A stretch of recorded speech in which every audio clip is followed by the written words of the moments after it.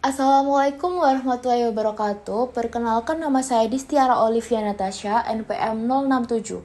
Pada kesempatan kali ini saya memaparkan hasil analisis statistik yang membahas hubungan antara konsumsi kafein dan produktivitas belajar. Penelitian ini dilakukan untuk mengetahui apakah kebiasaan mengonsumsi kafein seperti kopi, teh, atau minuman berkafein lainnya memiliki kaitan dengan tingkat produktivitas belajar, khususnya dalam menyelesaikan tugas. Data yang diperoleh dari penelitian ini yaitu 30 responden yang terdiri dari mahasiswa dan siswa. Setiap responden diminta untuk mengisi data mengenai frekuensi konsumsi kafein per minggu dan jumlah tugas yang berhasil diselesaikan dalam 1 minggu. Analisis yang dilakukan meliputi statistik deskriptif, uji hipotesis menggunakan t-test 2 sampel, uji korelasi, serta analisis regresi. Melalui analisis ini diharapkan dapat diperoleh gambaran yang jelas mengenai pola konsumsi kafein dan sejauh mana pengaruhnya terhadap produktivitas belajar. Yang pertama, kita melihat statistik deskriptif untuk konsumsi kafein per minggu dari 30 responden. Nilai rata-ratanya adalah 1,66, median 1 dan modus 1. Karena nilai min, median, dan modus berada pada angka yang sama dan relatif rendah, dapat disimpulkan bahwa sebagian besar dari 30 responden jarang mengonsumsi kafein. Artinya, konsumsi kafein pada sampel penelitian ini cenderung rendah dan tidak berlebihan.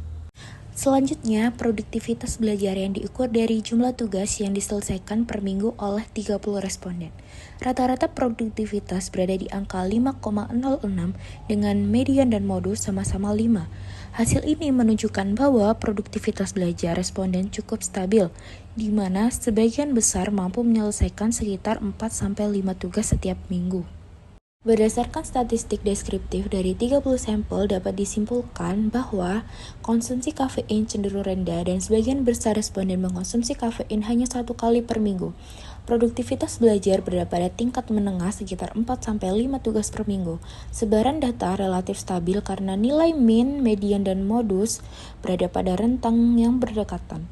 Pola ini memberikan gambaran awal bahwa konsumsi kafein tidak ekstrim dan produktivitas mahasiswa atau siswa tidak terlalu dipengaruhi variasi kafein pada tahap deskriptif. Selanjutnya dilakukan uji hipotesis menggunakan t-test 2 samples dengan jumlah sampel sebanyak 30 responden dan tingkat signifikan 10%.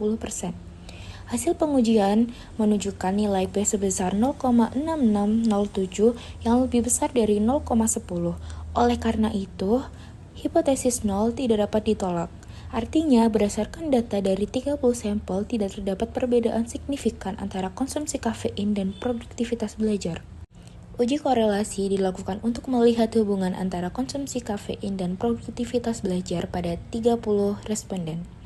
Hasil uji menunjukkan nilai P sebesar 0,0176 yang lebih kecil dari 0,10, sehingga hipotesis 0 ditolak. Nilai korelasi yang diperoleh adalah 0,4303 yang menunjukkan hubungan positif namun lemah hingga sedang antara kedua variabel. Analisis regresi digunakan untuk mengetahui pengaruh konsumsi kafein terhadap produktivitas belajar berdasarkan 30 sampel penelitian. Hasil uji menunjukkan nilai P sebesar 0,0176, sehingga konsumsi kafein berpengaruh signifikan terhadap produktivitas belajar. Koefisien regresi sebesar 0,9559, artinya setiap peningkatan satu satuan konsumsi kafein dapat meningkatkan produktivitas belajar sebesar 0,9559 satuan. Namun, nilai R kuadrat sebesar 18,5% menunjukkan bahwa pengaruh tersebut masih tergolong lemah, dan terdapat faktor lain di luar konsumsi kafein yang memengaruhi produktivitas belajar. Berdasarkan hasil analisis mulai dari deskriptif statistik, uji Z2 sampel, korelasi hingga regresi, dapat disimpulkan bahwa variabel X dan Y memiliki hubungan yang nyata namun tidak kuat. Deskriptif statistik menunjukkan data yang stabil dan layak dianalisis lebih lanjut. Uji Z2 sampel menunjukkan adanya perbedaan signifikan antara kelompok pada taraf 10%. Uji korelasi menunjukkan hubungan positif yang signifikan, tetapi kekuatannya lemah dengan nilai R-nya yaitu 0,4303. Hasil regresi juga memperkuat temuan tersebut di mana konsumsi kafein mempengaruhi signifikan terhadap produktivitas belajar dengan nilai P 0,0176. Namun, hanya mampu menjelaskan 18,5% variasi produktivitas.